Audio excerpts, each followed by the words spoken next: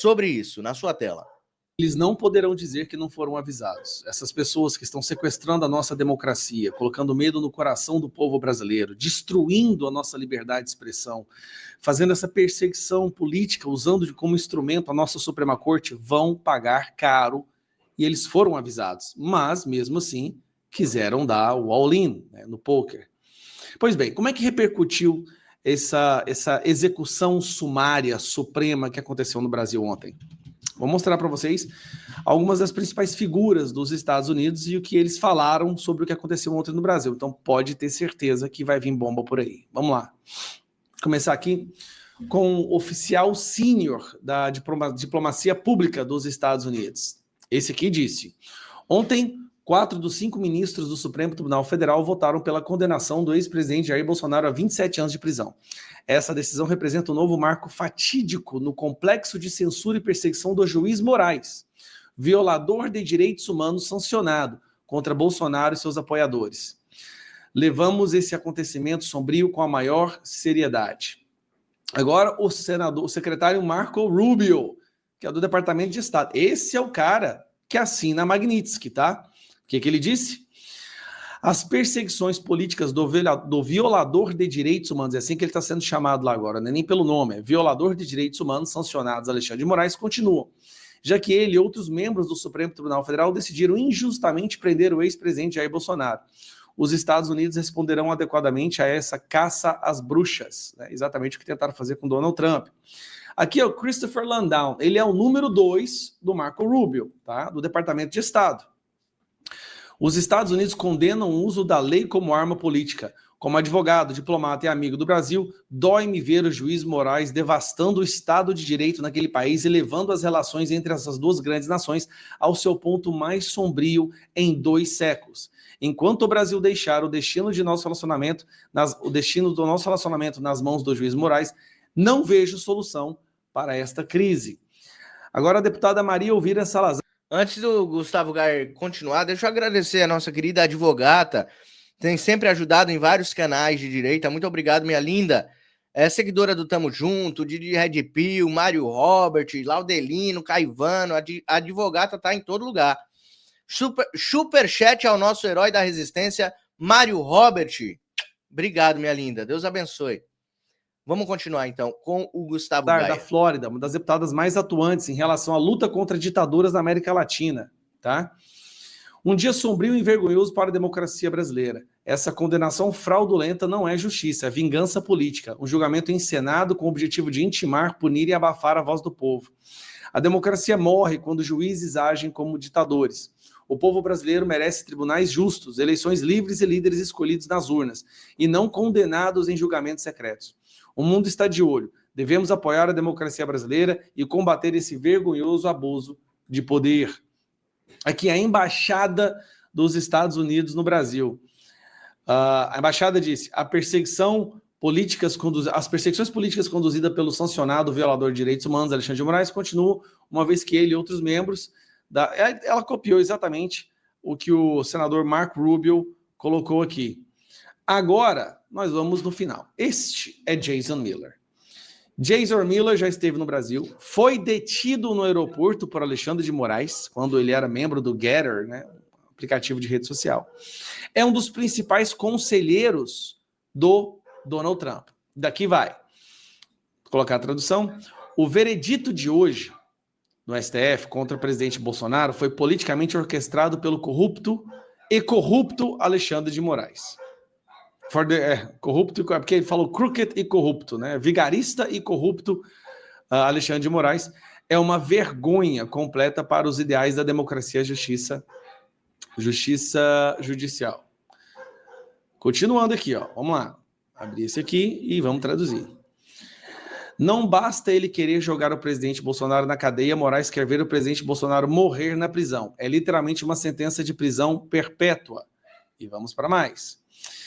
Esta foi uma caça às bruxas projetada para eliminar um oponente político usando exatamente o mesmo manual de justiça usado contra Donald Trump. Considere como resultado foi manipulado antes mesmo do julgamento começar. 3 dos 5 juízes que consideravam o caso já haviam decidido o resultado com bastante antecedência. E aí ele continua. Traduzir todos, né? De Moraes, o justiço que liderou a perseguição, é inimigo declarado do presidente Bolsonaro. O Zanin, o ministro Zanin, atual current president, foi o advogado pessoal do atual presidente. Cara, aqui ele destrói tudo mesmo. O juiz Dino foi ministro da Justiça e tem um processo ativo contra o presidente. Ele tem um processo contra o presidente. Com 3 juízes em conflito aberto em cada 5, a imparcialidade é impossível. E, ao contrário dos Estados Unidos, não há Tribunal Superior de Apelação. Esse painel tem a palavra final. Não havia nenhuma outra... e piora, se você consegue imaginar que não havia nenhuma prova contra o presidente que o ligasse a qualquer um dos protestos em questão. Nenhuma prova. O presidente Bolsonaro nem estava no Brasil quando os protestos aconteceram. Ele já havia deixado o cargo e estava viajando com a família. A defesa do presidente Bolsonaro foi obstruída e motivada pela coerção da acusação, não por provas. A principal testemunha do acordo da delação premiada contra o presidente Bolsonaro chegou a admitir em vídeo que seu depoimento foi prestado sob coerção e ameaça à sua família. Então, de onde nós vamos daqui? Então, para onde vamos a partir daqui? Nosso trabalho apenas começou. O povo brasileiro jamais se calará. O mundo nunca ficará em silêncio e eu nunca ficarei em silêncio. Ele continua. Embora eu não possa falar oficialmente pela administração do Donald Trump, prometo a vocês isso. Os juízes fraudulentos que perpetraram essa guerra jurídica contra o presidente e o povo do Brasil serão lembrados e responsabilizados por suas ações antidemocráticas. Todos os dias, pelo resto de suas vidas miseráveis. Nós venceremos essa batalha. Nós salvaremos a democracia do Brasil. E nós iremos libertar Bolsonaro. Vocês têm a minha presença. Vocês têm a minha promessa. Bom, só queria passar para vocês que não ficou muito bom. Eles vão entender agora, esses ditadores do Brasil, e eu tenho certeza que eles vão prender muitos de nós ainda, tá? Eu sei que eu estou no alvo, mas eu não vou parar de falar. Eu só sei de uma coisa: toda essa injustiça vai ter retribuição. Todas essas pessoas serão responsabilizadas. O Brasil vai voltar a ser uma democracia e não vai demorar muito. Porque agora nós temos uma ajuda de fora. Aqui dentro está tudo sequestrado, quem poderia fazer alguma coisa está cagando de medo. Cagando de medo. É isso que eu não consigo suportar. Ter medo de ser preso agora é entregar os seus filhos para a prisão. É entregar os seus netos. Como que um adulto faz isso? Como que um pai, como que uma mãe faz isso? Não, eu vou me proteger agora, deixa que os meus filhos e os meus netos vivam na prisão, deixa eu aproveitar o restinho de liberdade. Isso é um absurdo, isso é uma covardia. Você não é digno de ser um pai ou uma mãe, Cara, não consigo entender. Se tiver que ser preso, que sejamos nós e não os nossos filhos e netos. É tão simples, isso é tão básico. Mas vamos lá, nós vamos continuar lutando, não vamos desistir. CPMI da Vaza Toga vai ser uma bomba, porque vai anular esse processo totalmente quando se mostrar que o que o Bolsonaro falou era verdade, e nós vamos lutar pela anistia também. Enquanto isso, vai vir bomba de fora. Eu acredito. Eu acredito que as coisas vão mudar. Depende muito de nós também, né? O que nós estamos dispostos a fazer pelo Brasil.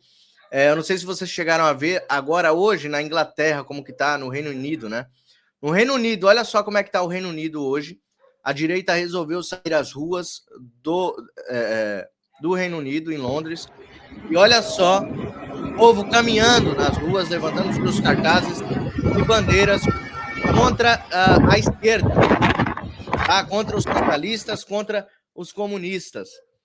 Olha só a ponte totalmente tomada, Big Ben lá ao fundo.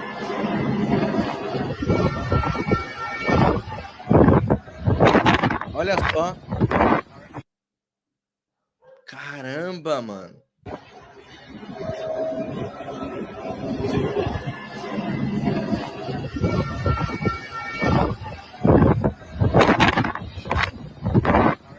Isso é o Reino Unido nas ruas, tá? o Reino Unido nas ruas. Então, é isso. Quando são convocados para as ruas, poucas pessoas vão. Parece que o pessoal realmente desistiu do nosso Brasil, mas a gente não pode desistir, tá? A gente não pode desistir do nosso país. O colapso geral das Forças Armadas, que hoje nem mesmo consegue pagar água e luz. Faz o L. Vamos lá, Tomás. Faz o L. Continua apoiando o Lula. Continua apoiando as perseguições aos inocentes. Forças Armadas, continuem. Vocês vão viver de migalhas. Por trás das cifras bilionárias que compõem o orçamento da defesa, escondem-se uma realidade alarmante. As Forças Armadas brasileiras estão à beira do colapso funcional. Recente reportagem da revista Veja, publicada em junho de 2025, escancarou o que muitos militares já vinham denunciando em silêncio. A estrutura que deveria garantir a soberania nacional está em modo hibernação, incapaz de pagar contas básicas como luz e água. O corte de 2,5 bilhões no orçamento da defesa parte do congelamento de 48,5 bilhões promovidos pelo governo Lula. Não é apenas uma medida fiscal, é um golpe direto na espinha dorsal da capacidade operacional do país. Com metade dos aviões A-29 Super Tucano da FAB parados por falta de peças e combustível escasso para missões de patrulha na Amazônia, o Brasil se vê vulnerável em áreas estratégicas e fronteiras críticas. É verdade que o orçamento da defesa ultrapassa 135 bilhões, mas mais de 80% desse valor é destinado ao pagamento de pessoas, ativos, reservistas e pensionistas, o que sobra para custeio e investimento irrisório, e atingiu, em 2025, o menor nível de uma década. O resultado é previsível: treinamentos suspensos, manutenção negligenciada, patrulhamento reduzido e respostas a emergências como enchentes no Rio Grande do Sul comprometida. O ministro José Múcio Monteiro tenta aprovar uma PEC que estabeleça um percentual mínimo para a defesa no orçamento federal, mas o objeto está parado no Congresso, travado por disputas políticas e pela falta de prioridade.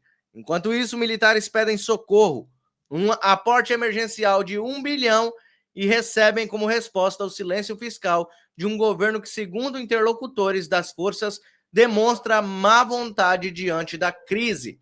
Não se trata de defender um governo ou outro. A crise orçamentária da defesa é crônica e atravessa outras gestões. Mas o agravamento atual, em meio a investigações sobre uma suposta tentativa de golpe em 2022, levanta uma questão delicada. Estaria o governo petista punindo institucionalmente as Forças Armadas por tensões políticas? Seja qual for a resposta, o fato é que o Brasil está enfraquecendo sua capacidade de defesa em um mundo cada vez mais instável. O colapso das Forças Armadas não é apenas um problema técnico, é um risco estratégico, institucional e simbólico. E se não houver uma reorientação urgente das prioridades nacionais, o país poderá pagar caro por negligenciar sua própria segurança. Não é apenas o orgulho de ser militar que foi subtraído.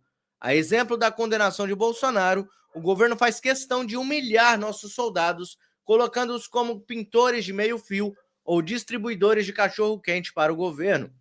Já houve uma época em que investir uma farda era para poucos, seu estado de limpeza, conservação e cuidados eram motivos de orgulho e andar de cabeça erguida. Hoje, os praças nem mais saem do fardamento pelas ruas para não serem humilhados ou constrangidos. Esse é o fim que um dia foi exaltado e respeitado. Talvez a intenção seja clara: substituir pelos ativistas do PCC. Esse texto maravilhoso foi escrito pelo jornalista Jaime Risoli no Jornal da Cidade Online. Belo texto que mostra realmente a realidade, infelizmente, das nossas Forças Armadas. Infelizmente, né, pessoal? Por que eu digo infelizmente?